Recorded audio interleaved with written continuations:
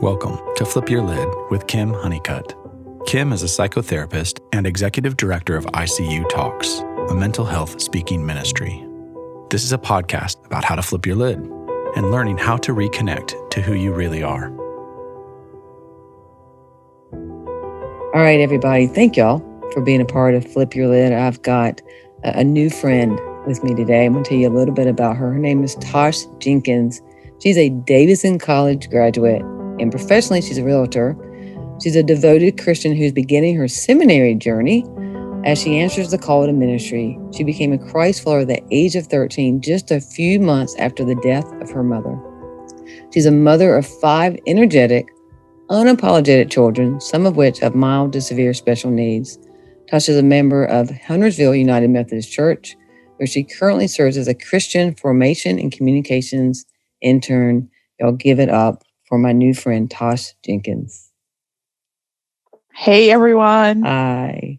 Thank you for being here. I really appreciate you just bringing your exuberance, your love, your compassion to our Flip Your Lid audience very much. So you know that nothing's planned on here except for the very first question. And that is, I just want to know what life event, what experience flipped your lid, and tell us a little bit about what measures you've had to take to reconnect to who God says you really are. You know, I really love this question because the truth is our lids are flipped many times. Yes. And sometimes when our lid is flipped the last time, it's a combination of all the other flips. Yes, many flips. Many flips, flipping away.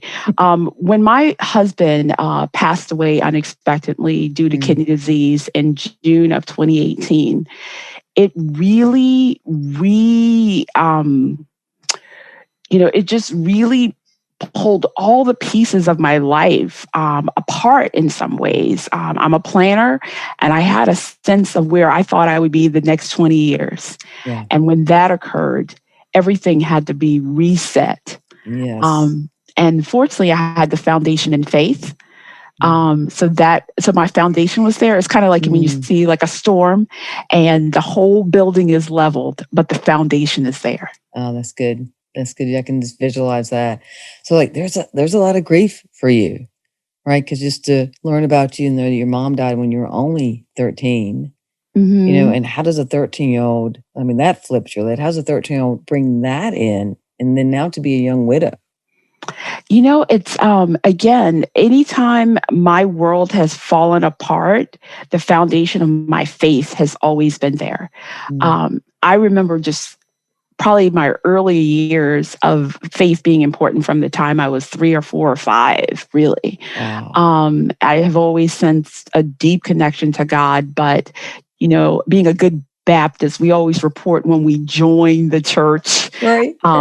But definitely have always felt a deep connection to the Lord. But the foundation of faith was there when my mom passed away, and I had the sense of I would be alone. I don't know if you've ever, by natural definition, you've got all these people. I'm one of 5 children. I'm from a big family. But in that moment when I learned that my mom had passed away, I felt so isolated, so alone. And even though I was in a room filled with people, I could only hear the Lord saying, I will never leave nor forsake you. That's so powerful. Yeah, and so just to be in a room and feel alone, but you could feel God's presence. Yes.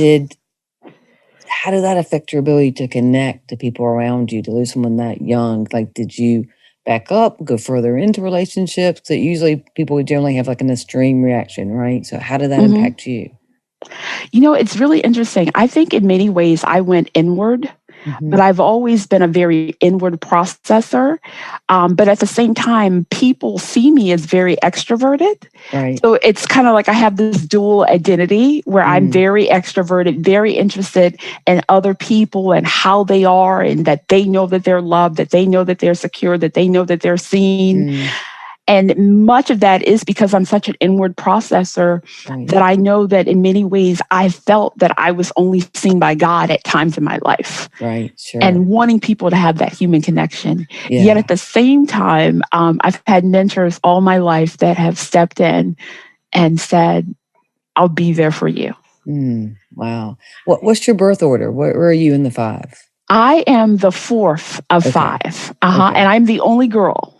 Oh, so you're the most special.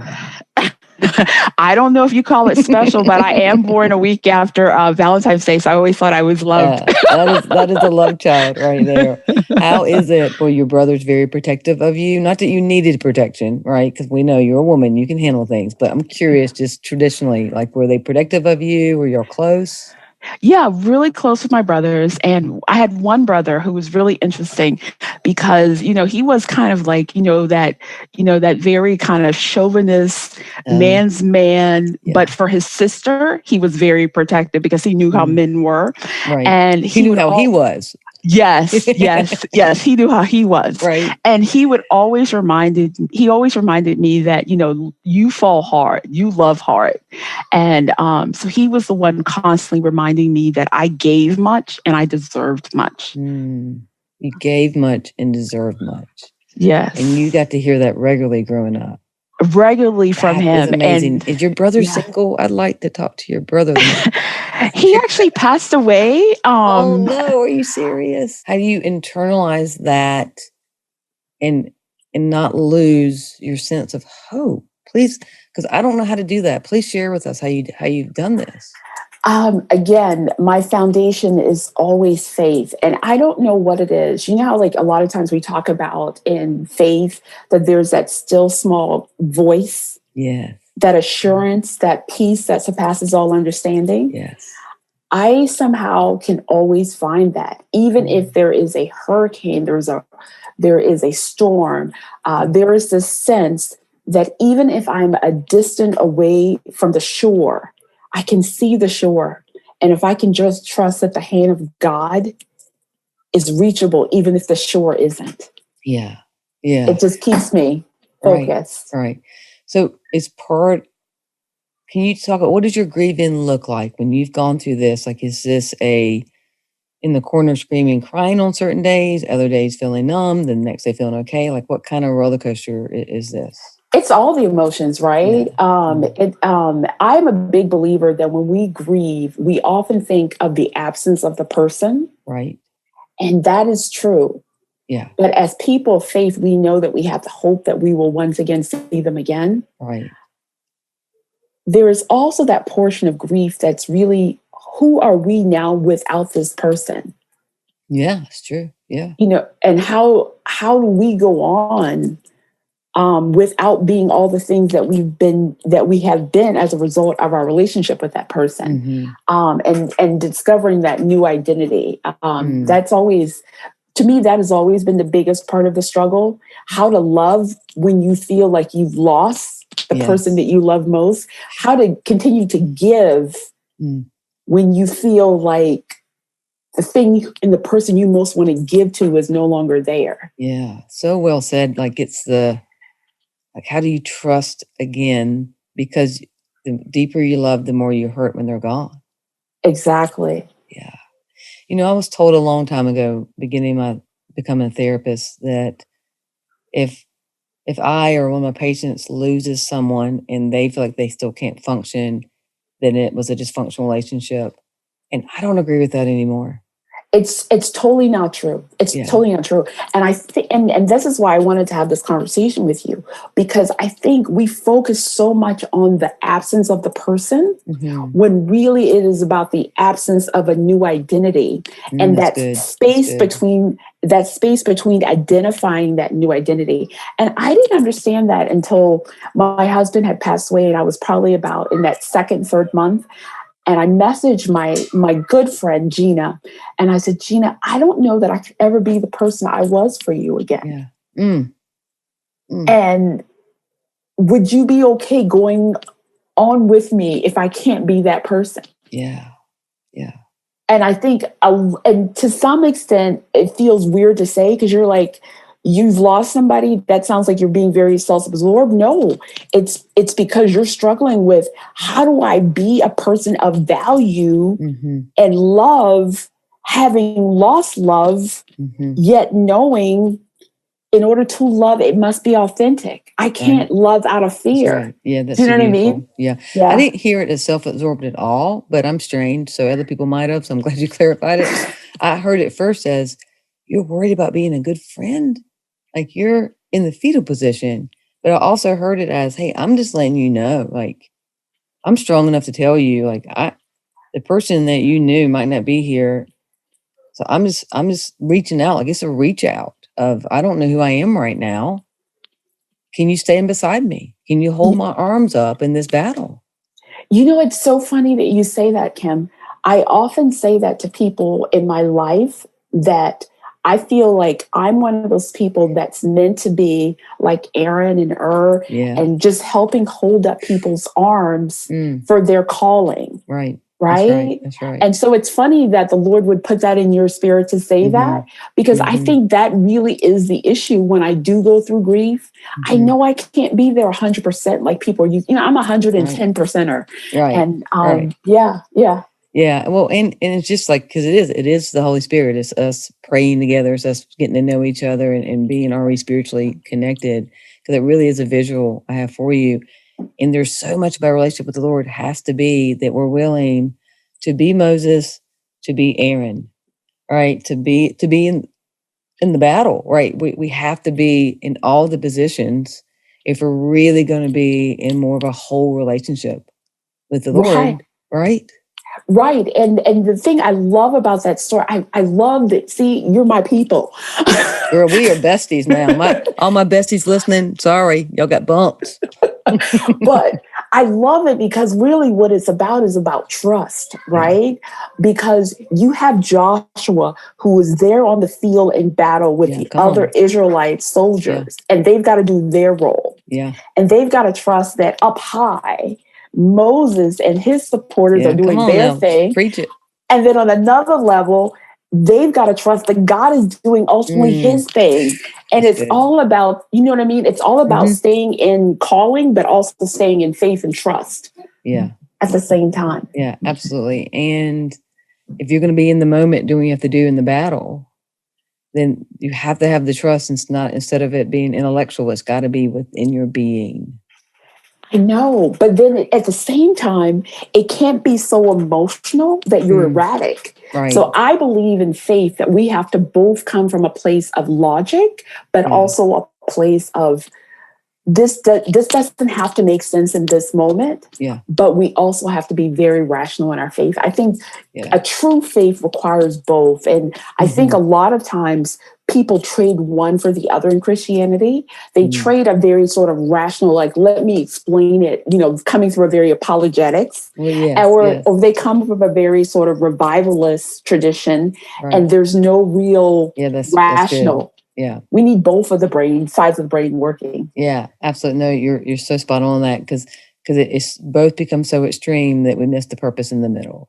Exactly. Yeah. And that you have found that. And so we're talking like you've lost your mom, you lost your brother, lost your husband.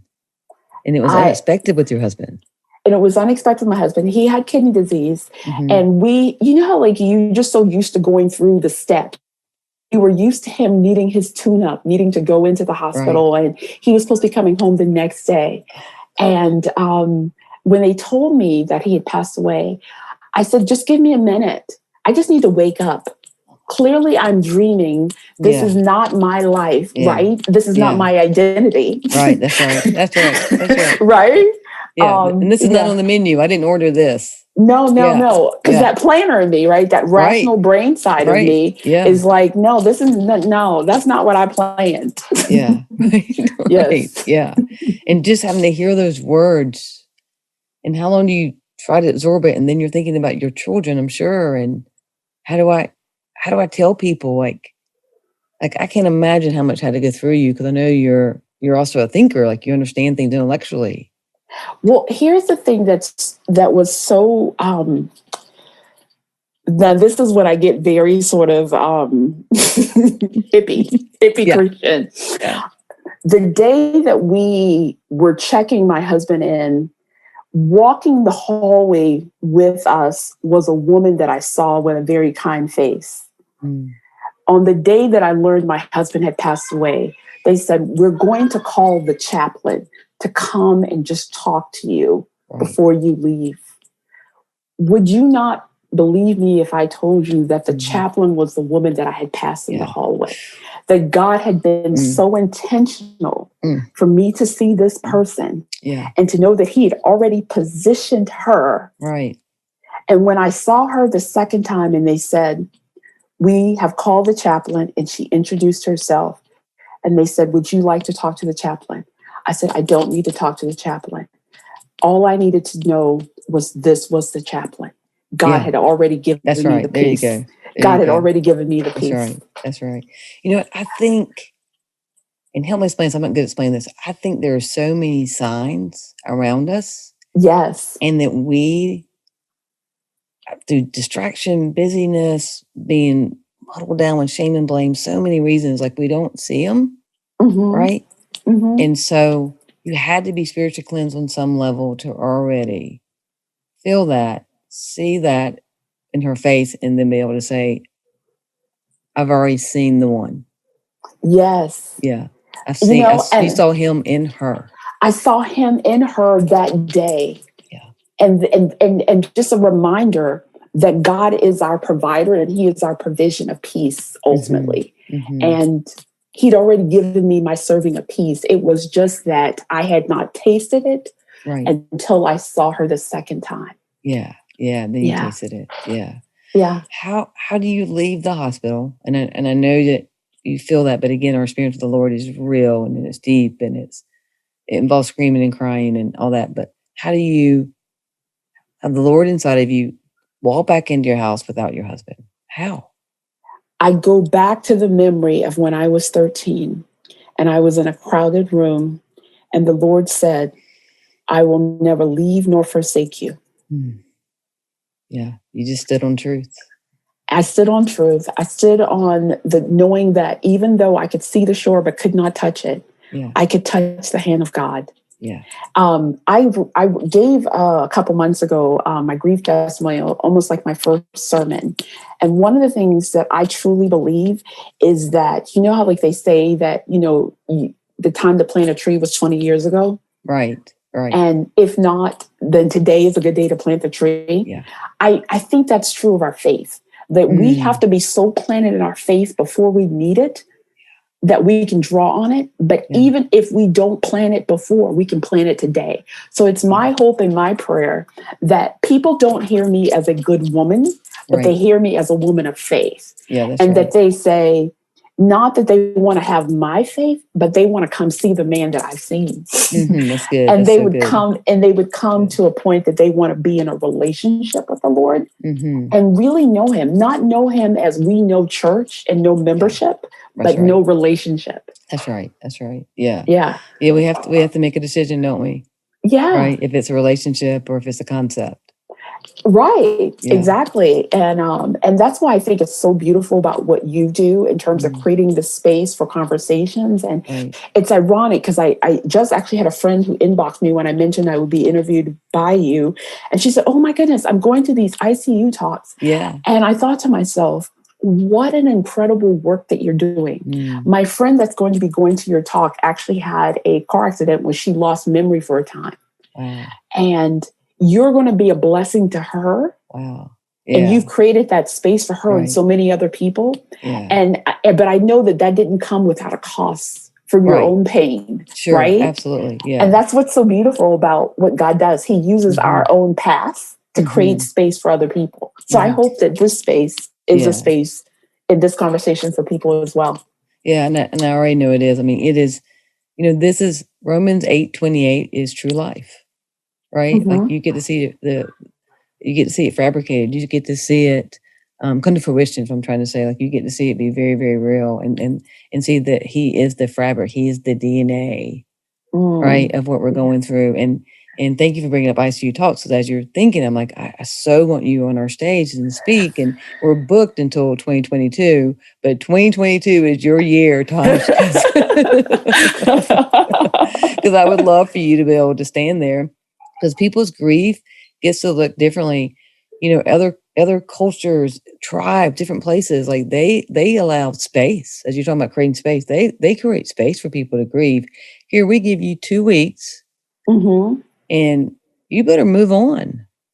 You had better move on. You had better move on. Or even if you move on, or even if you don't move on, people want you to grieve the way they think you should grieve. Yeah. I think anybody that sees my Facebook feed might think that I would be the person that would put up, it's been 1 year, it's been 2 years. I don't grieve that way. Right. Because I have a hope, and my grief is more, how can I sow into other people? Do you know what I mean? And that may be something that I have to work on to be one that can share grief. But I'm very clear that I want my grief to create growth and process for people as much as it creates process and growth for me. And if I get too deep into the emotional of it, it becomes almost like the silo, right? Right. Where I can go back into a dark place. In November of 2018, the Lord woke me up because I needed to kind of be almost in I was doing all the things I was supposed to be doing, but in a way it was almost like, any day I still believe that I could wake up, like I told the doctor, and this not be my life. Right. But he gave me, that scripture in Joshua that says, now my servant Moses is dead.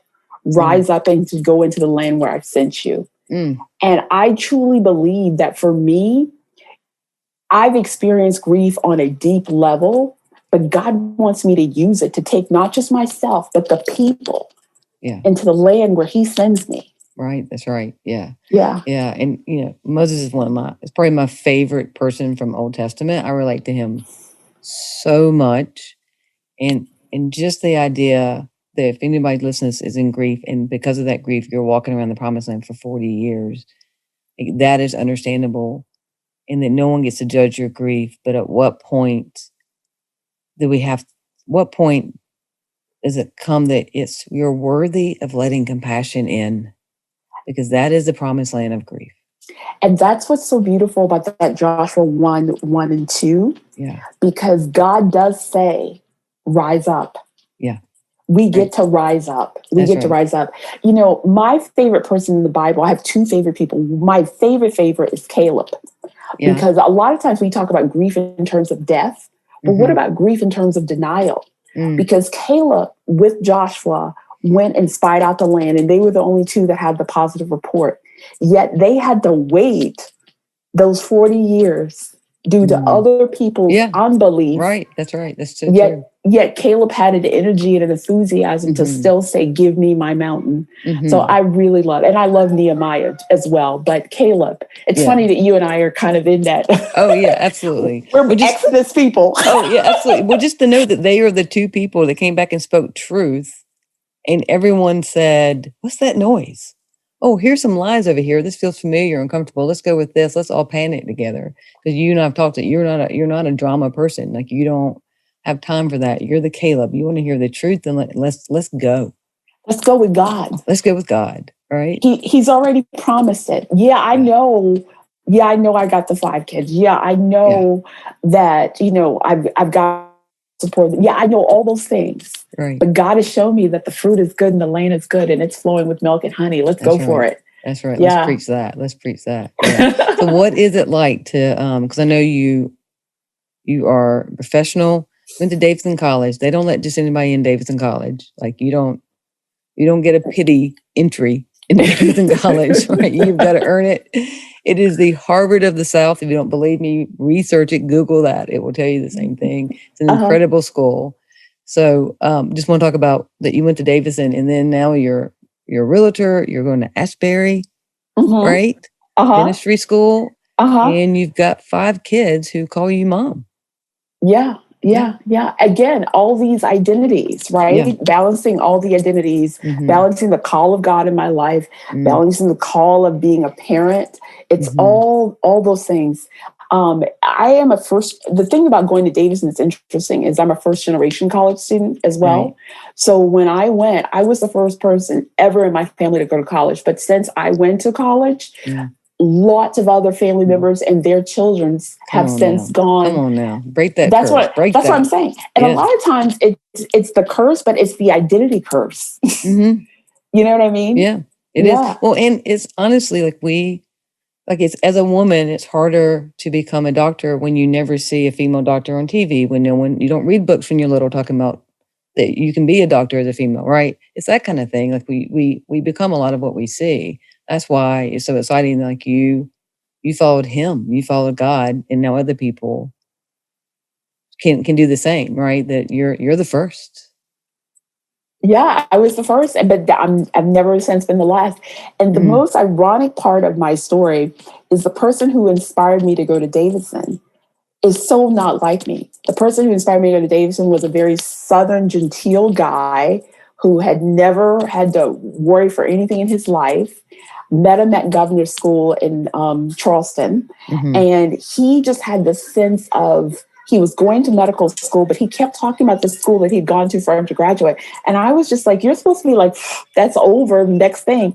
And he was like, no, this place, it's about this, about that, about the classes. It's about being somebody that cares about humanity and all these things. And I think that's the other thing. So often when we, especially in our society today, we all through Christ have no separation. Right. That's right. If we will first be of a Christ mindset, not of the world's mindset that teaches us that, a Black woman and a white guy and this person and that person, this person with money and all that stuff is the world. That's the world. The Lord. Yeah. That's right. Your statement is so powerful. I think you just stepped over it like it wasn't profound. You just said something so profound. You said, if you are the first, you won't be the last. You will not be the last. If you are the first, you won't be the last. Like, just think about that and how to apply that to your family and the people that you know, that just to keep going, right? Just to keep going. Yeah, and to have someone there for you, have someone kind of mentor you, have someone you see the whole picture of all of it.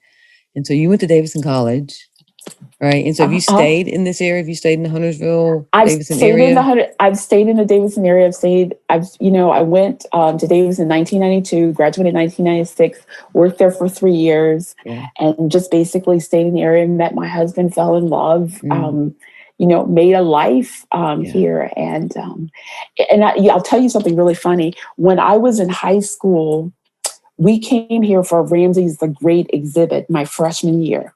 And I was on Tryon Street. And again, this kind of shows you that God always does things for me in imagery. And we were on Tryon Street going to the Met Museum, going to see this Ramsey's The Great exhibit. And it was like the Lord said, this is where I'm sending you to. And that was my freshman year in high school. Really? And I ended up, going to Davidson, end up making a life in this area. Yeah. Yeah. I mean, he always tells me before. Right. Just anointed. Yeah. Just that way. Yeah. Because I'm hard-headed. It's not because I'm anointed, Kim. Okay. I'm hard-headed. We'll go with opposite now. I'll go with that too. All right. So how would you define grief? Grief is a recognition of loss. It's a recognition. It's a recognition of loss, but it's also an opportunity for hope. Yeah, that's good. In the world of psychology, it's a diagnosis to be called persistent grief, right? Persistent complex grief. It's in the DSM-5. And what that means is it means that you have grieved too long, right? That you are not showing enough change in bringing in a new identity because of that. With your faith, I just want you to speak into that. Like, is that a legit diagnosis, or is that, because in a way it sounds judgmental, right? But you're somebody who has significant grief. So just your understanding of grief different than persistent bereavement. That's a really hard one, because I think you and I both always want to give people space for who they are. That's rather than trying to over apply one person's life to someone else. What I can say for me is that I have had repeated grief, but that's how God keeps me in a state of brokenness to then help set captives free in many other areas. Right. Yeah. Right. Yeah. And so he uses all things for good.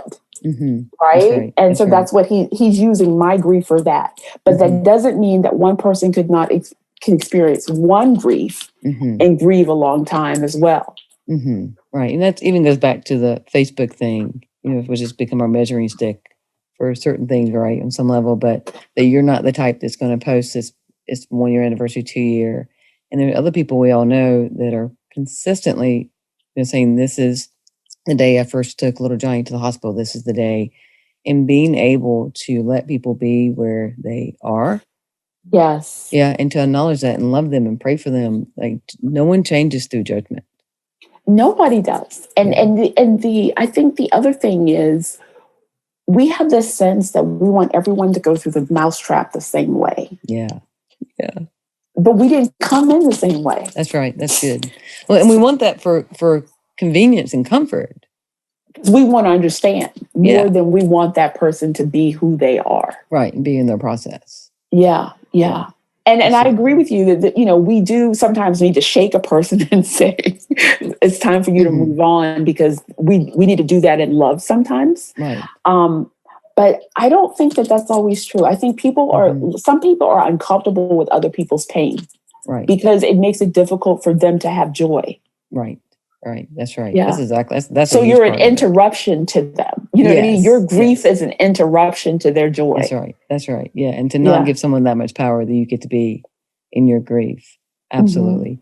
Elizabeth Kubler-Ross did so much for world psychology, and she's only known for grief. And my understanding is that grieved her because she did so much research in the world.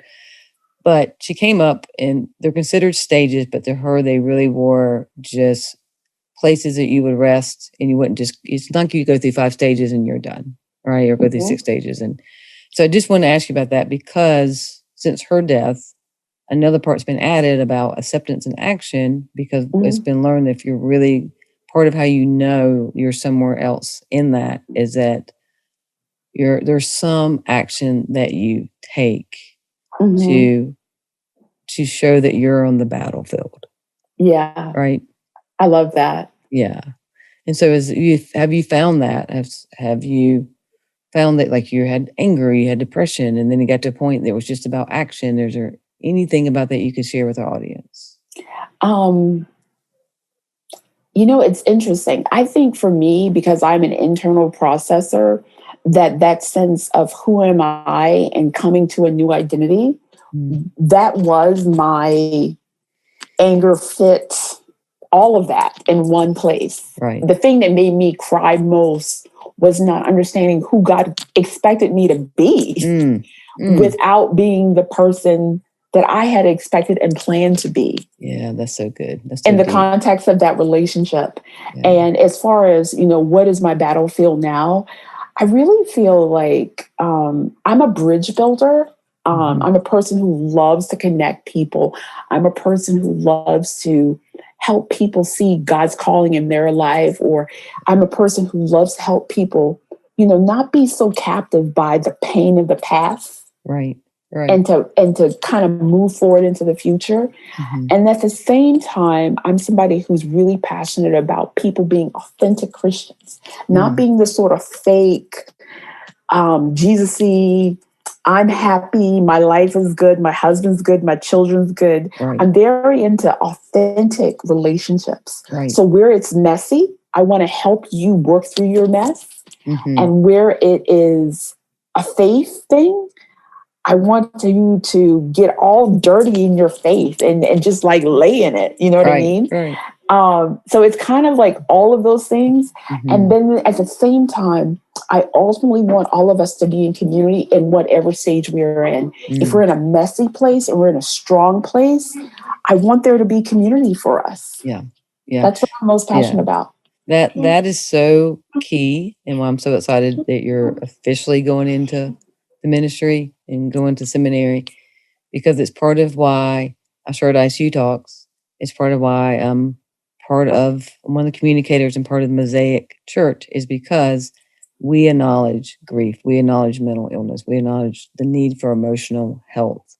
And that when you come into that church or come to ICU Talks, you're expected to be a misfit. Like there's no expectation of you having it all together, because like this is God's hospital, right? And you sound like you're an advocate for helping other people know that community means messy. It is, right? And I think in a very sort of suburban way, we don't believe that. Right. You're right. We fall into that category. When we say blessed, we mean all things good. Right. And that's not what blessed means. Blessed is more so about trust, faith, peace. It's not about worldly perfection. Yeah. You know what I mean? Yeah. And it's interesting too that you use the term misfit, because that's how I describe my squad. I have a Bible study accountability group. We call ourselves a squad, but I also describe us as misfits. Yeah. And the thing that's awesome about misfits is when you look at a puzzle, right? Each puzzle piece looks different, but when you put the puzzle together, it fits. That's right. And that's how the body of Christ is. Yeah. Alone, we do seem like a misfit, but knitted together, put together as the mosaic, the picture of who Christ wants us to be, we're not misfit. Yeah. That's so good. In community. And just for people who are out there feeling alone, like it is about finding the right community. You are a missing piece for something, right? Like Amen. Yeah. Amen. You're needed somewhere for completion, for getting better, for community, for wholeness. You get it. See, I know we're people. We are people. We are so sisters in this. Yeah, absolutely. Do you have any like concrete or just suggestions for coping skills for people who are mired in the grief? And I know you give them permission to be in it. Is there something else that you would to suggest that has worked for you? You've got to stay in community even while you're in grief. Yeah. While I went through my grief, I had my friends I could call or text and say, "This is a bad day for me." I also had Grief Share is a Christian grief recovery group that I went through a 13-week program with. I know that it's different for different people and what they will need, but we all need to know one person that can affirm the truth of who we are when we most are getting messages that don't fit. You know what I mean? Because one of the things that people don't talk about is people most want to give up on life when they're in their grief. So you need somebody that can remind you that there's something for you after this. Right. Yeah. Yeah. In a big way. Hopefully it's a support group. If it's not a support group, hopefully it's your church. If it's not a church, hopefully it's just one person. And if it's not one person, hopefully it's an article. And if it's not an article, hopefully it's this podcast. Right. Then this just falls in the lap of somebody. And they're just like, oh, wow, that's me. Yeah. I'm going to make it. I'm going to make it. Yeah. And the powerful words of to be around somebody reminds you of who you are, because you're going to be lost. A piece of you has moved on to heaven. And so you got to figure out who you are now. Someone's got to remind you. Yeah. That's really powerful. Is there anything about Grief Share that you would do differently or you would change? You know, that's really interesting. One of the things they talk about is that people process their grief at different points. Some people wait 2 years before they go. Some people go immediately. Right. For me, I went almost immediately, like 1 to 2 months. And I think that was about right for me. Yeah. I really think you have to be in community with people who've experienced what you've experienced. You've got to be in community with people who knew you before the grief. And you've got to trust that there's going to be even more community after the grief. Right. And that's the beautiful thing. I could not have imagined at the most painful part of my grief that I could ever feel joy and wholeness that I feel now. Yeah. And I have such a, like sometimes people feel like they don't want to experience joy because they feel like it's a, almost like saying that my loved one didn't matter. Yes, that's right. Yeah. My loved one mattered so much to me that I want to live out the call that God has for me now so that when I see him, he can say, there's that great scripture in Hebrews that talks about the great cloud of witnesses. Yes, Hebrews 12:1. Yeah. And so I want, when I get to heaven and he's high-fiving me saying, girl, I saw when you did that thing. You know what I mean? Yeah, that's right. That's right. In life. That's who my husband was in life. And so that's what I imagine. So I hope that people will know that their loved ones want them to have a thereafter. And that's part of our, and again, it's easy to say in theory, but it really is part of where it becomes about what your Heavenly Father also wants for you and still has planned for you because you are still here. And that you get time. Yeah, you get time to grieve. You get to have days you can't get out of bed and other days that it's okay. Like you said, you have permission to get out of bed. It doesn't mean you don't love your loved one anymore. But that's why we have to be a part of a church community that supports that. Right. And even what you've shared, like I at Huntersville United Methodist and you at Mosaic, we're both in healthy church environments that allow space to grieve, but also space to recover. Yeah, and if somebody is not at a church that allows that, then maybe you can create it at that church. Maybe that church needs a ministry around that. Right, sure. Yeah. Yeah, if you're somewhere you're being shamed for struggling with any type of addiction, emotionality, grief, or anything, shame is not from God. It is not from God. It is not of God at all. It's not of him.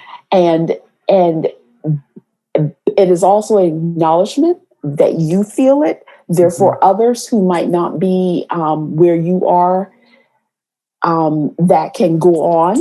And it may also be a call to arms for you to create that in the church environment that you are. And I think that's the other thing that we miss sometimes. A lot of times we get stuck in our own pain and we create shame. But really, sometimes it's just, again, recognition that, you know what?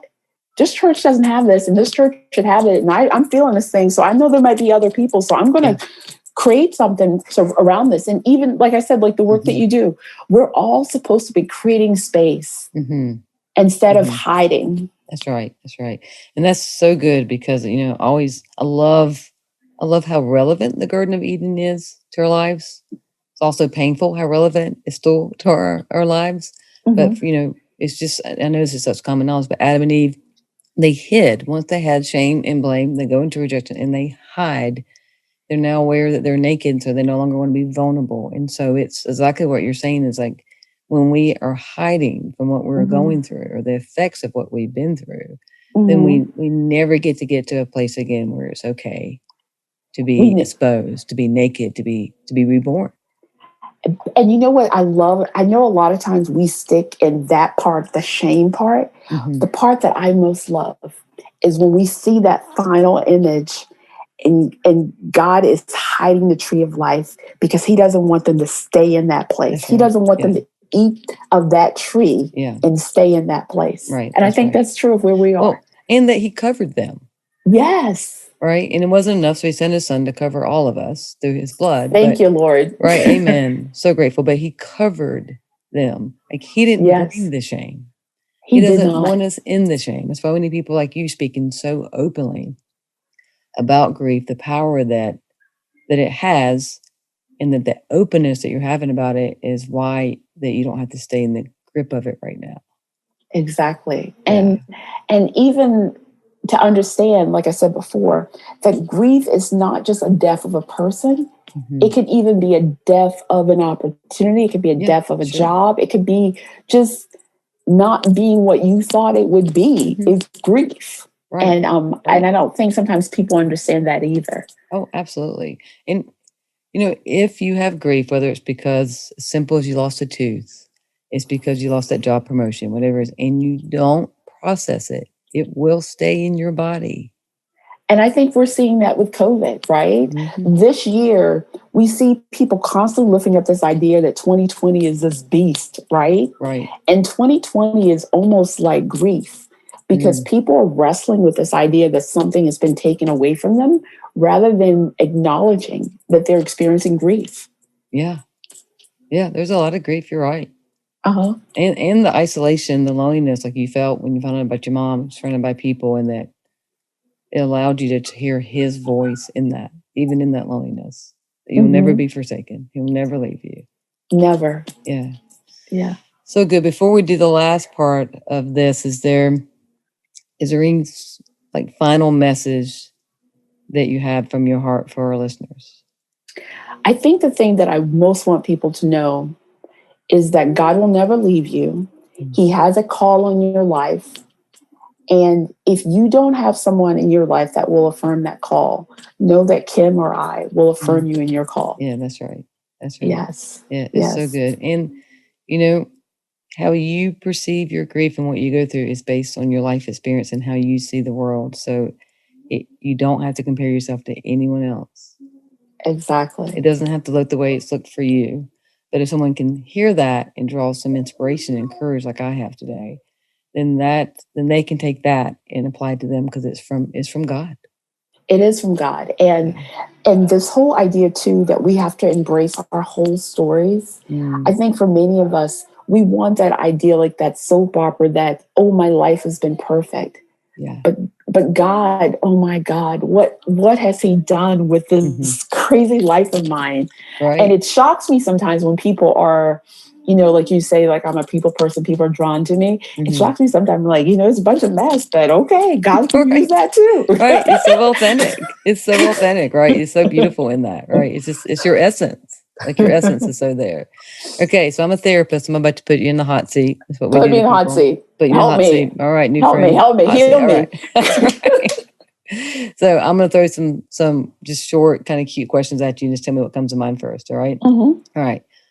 First word that comes to mind when you hear connection. Love. Love. Yeah. So true. So true. What is your favorite quote? My favorite quote is a C.S. Lewis quote, and it's, all that's not eternal is eternally useless. Say it again. Say it again. All that's not eternal is eternally useless. That's been on my phone for 15 years as my voicemail. Yeah, I love that. That's so good. That's so good. If you get a bunch of hang-ups, it's me just wanting to hear it again. I get people leaving a message every now and then. They'll be like, oh, I just love your voicemail. Right. That is so good. All right. Favorite part of your house? My porch. I call it the praise porch. Yeah. Just sitting there with the wind coming through and just knowing that, it's open. I can see people. I can bring people in. I can be alone. It's all that. The porch. The praise porch. Praise porch. I love that. Okay. If you could go back and see your high school teachers, you can only see one. Yes. Who would you pick and why? Okay, you're gonna laugh about this, but I'm a people person who collects people. I'm still friends with my high school guidance counselor, and from being Facebook friends that I'm constantly shouting her out, Miss Etline. And so while we communicate all the time virtually, I cannot wait for the day when I can just grab her and say, Miss Etline, we made it. Wow, we made it. You know what I mean? Yes. I love that. Yes. Yeah, I love that. So good. Okay. Favorite binge-worthy show? I'm not much of a TV person, but get this. I love Jack Ryan. That's great. I know. People are like, what? I'm like, yeah, Jack Ryan. That is so great. I love that. I love that. Okay. What does your playlist reveal about you? That I want to be in constant praise. I have a devotional mix that I listen to, and it's all about gearing up for the battle. Because I believe that we are in a spiritual battle, and I believe that as Christians, a lot of times we're so earthly, we don't realize that there is a spiritual battle. And as being growing up in the old church, the saints would sing a song, "We are soldiers in the army." Yeah. And so I think every song that I listen to is about recognizing that I'm getting ready for the battle. I'm getting ready to help someone through their battle. Yeah. Well, I think you more than did that today. And I love that. Thank you so much for being a part of this. And I'm blessed. I'm blessed to have known you, to get to know you better. And it's just an honor to just be in your presence. So thank you for being here. And to all of you who listened today, I know you heard so much that flipped your lid And I hope you were able in these moments of these words of wisdom from Tosh, were able to reconnect to who God says you are. We'll see you all next time. Thank you for listening to Flip Your Lid with Kim Honeycutt. Please subscribe, rate, and share.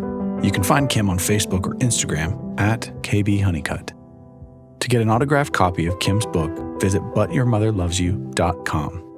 Remember, no matter what, treat yourself well today.